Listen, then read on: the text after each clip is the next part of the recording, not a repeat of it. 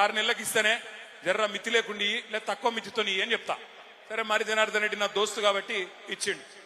6 నెలలు అయిపోయింది, చూసిండు పాపం. 6 నెలలకు నేను ఇంక ఇస్తలేను పైసలు. ఫోన్ చేసిండు. నేనేం చేస్తున్నా, ఫోన్ కట్ చేస్తున్నా.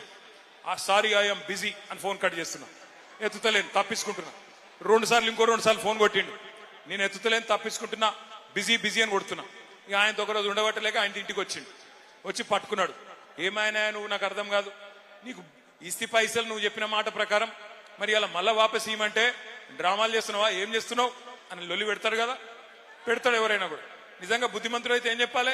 తీసుకున్నాడు, అన్నా సారీ అన్నా ఏమనుకోక వెళ్తలేదు, ఇంకొక 2 నెలలు టైం నీకు దండం పెడతా, 2 నెలలకు మిత్తి పెద్దగా పెంచుకో కావాలంటే, కానీ ఇస్తా మిత్తితోనని చెప్పాలి.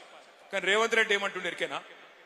ఉద్యోగులు అడుగుతున్నారు, మాకు చెప్పినావు కదా డిఏలు ఇస్తా అని, పిఆర్సీ ఇస్తా అని చెప్పినావు, 6 గ్యారంటీలు ఇస్తా అని చెప్పినావు, తులం బంగారం ఇస్తా అని చెప్పినావు, నెలకు 2,500 ఇస్తా అని చెప్పినావు, ముసలోళ్ళకు 4,000 అని చెప్తివి, రైతులకు 15,000 అంటివి, రైతు కూలీలకు 12,000 అంటివి, ఆటో వాళ్లకు 12,000 అంటివి. మరి ఇవన్నీ ఇవ్వకుండా తప్పించుక తిరుగుతున్నావు, ఏం సంగతి అంటే రేవంత్ రెడ్డి ఏమంటుండే ఎరికేనా? బాకీ పడ్డోడు ఏం చేస్తారా మీరు, నన్ను కోసుక తింటారా? ఆయన అన్నాడు కోసుక తింటారా అని అడుగుతున్నాడు. ఆయన ఏమైనా కోయనికి ఏమైనా జామకాయనా, మామిడికాయనా, సేపు పండ, ఏమిటి కోస్తాం ఆయనను? ఏం చేయాలి మరి? మనం మాట ఇచ్చి తప్పించుకున్నాను ఏం చేయాలి? ఎలక్షన్లలో బొంద పెట్టాలనా లేదా? పెడదామా అచ్చంపేటలో? పక్కానా? మాట ఇచ్చి మాట తప్పినోన్ని అచ్చంపేట గడ్డ మీదనే ఎక్కడైతే ఆ మనిషి పుట్టిండో అక్కడనే రాజకీయంగా బొంద పెట్టాలి.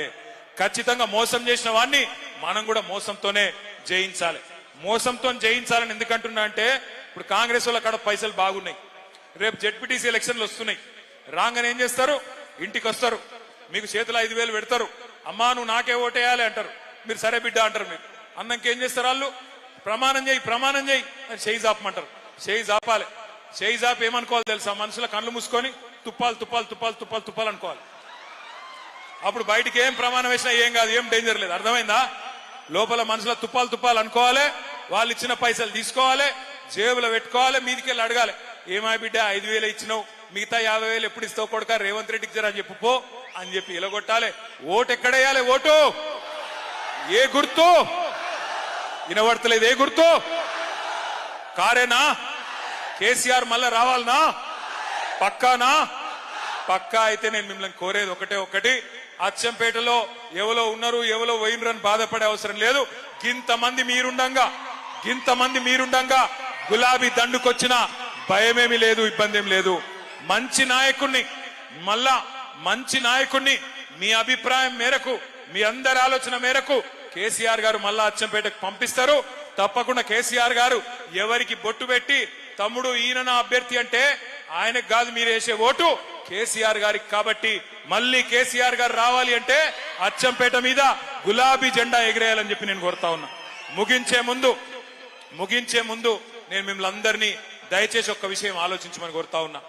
ఇవాళ ఇటు కాంగ్రెస్ గాని అటు కేంద్రంలో ఉన్న బీజేపీ గాని ఈ 11-12 ఏళ్లుగా సతాయించుకుంటూ వస్తా ఉన్నాయి. ఒక్కటంటే ఒక్క నవోదయ పాఠశాల కొత్త జిల్లాలు ఏర్పాటు చేసుకున్న నాగర్ కర్నూల్లో మనకు బీజేపీ ఇయ్యలే, ఒక్క విద్యా సంస్థ ఇయ్యలే, ఒక్క గుడికి పైసలు ఇయ్యలే, ఒక్క బడికి పైసలు ఇయ్యలే. బీజేపీ కాంగ్రెస్ దొందే. ఇద్దరు కలిసే ఇయ్యాల తెలంగాణను బొందబెట్టే ప్రయత్నం చేస్తా ఉన్నారు. ఇద్దరు కలిసి రాజకీయంగా మరి మనని ఎదుర్కోలేక కేసీఆర్ గారిని మరి అప్రతిష్ట పాలు చేసే ప్రయత్నం చేస్తా ఉన్నారు. ఆలోచన చేయండి మీరు. ఇద్దరు కలిసి ఉన్నారని ఎందుకంటున్నా అంటే, సరిగ్గా నిన్న సెప్టెంబర్ 27 పోయిన సంవత్సరం తెలంగాణ రెవెన్యూ మంత్రి పొంగులేటి శ్రీనివాసరెడ్డి కాంగ్రెస్ మంత్రి, ఆయన ఇంటి మీద ఈడీఓడు రైడ్ చేసిండు. ఈడీ ఎన్ఫోర్స్మెంట్ డైరెక్టరేట్ రైడ్ చేస్తే ఆ రైడ్లో మరి టీవీలలో వార్తలు వచ్చినాయి. ఇంట్లోకి 2 నోట్లను లెక్క పెట్టే మెషిన్లు పోతున్నాయి, పెద్ద మెషిన్లు పోతున్నాయి, గుట్టలుగా పైసలు ఉన్నట్టున్నాయి అని చెప్పి టీవీలలో వార్తలు వచ్చినాయి. ఆ రైడ్ జరిగి 1 సంవత్సరం అయిపోయింది.